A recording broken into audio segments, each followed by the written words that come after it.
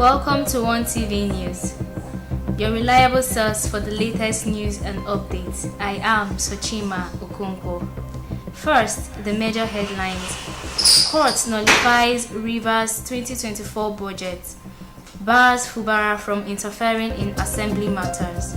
Senate to summon Wike over worsening banditry in Abuja. Dangote refineries plan supply fuel to 150,000 Ipman stations. 6 nuns kidnapped in Haiti. Eagles battle Guinea-Bissau. Target top spot. Burna Boy to perform at 20. The presentation and passage of Rivers State 2024 budget by a group of 4-member legislators deemed unlawful. Justice James Omotosho's judgment declared the budget presentation and passage as void and set aside. The court ordered Governor Siminalayi Fubara to represent the budget to the legally constituted House of Assembly under Speaker Martin Amewule. The withholding of funds for the House of Assembly was also quashed, and Governor Fubara was restrained from interfering with the legally recognized House.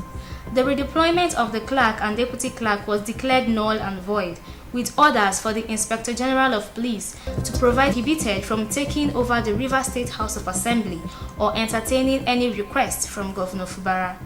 The court directed the release of all funds in the House of Assembly's credits to Martin Amewule.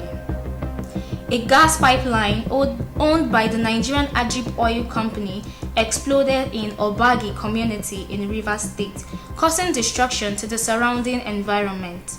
Although no casualties were reported, the explosion led to panic in the area. The chairman of Ogba Egbe Mandoni local government area, Vincent Job, confirmed the incident, stating that it was possibly due to equipment failure. The traditional ruler of the community, Eze Elemele, mentioned that they had noticed a gas leak since mid-2023, and a letter was written to Ajib and the Nigerian Liquefied Natural Gas, which initially was denied. The incident comes after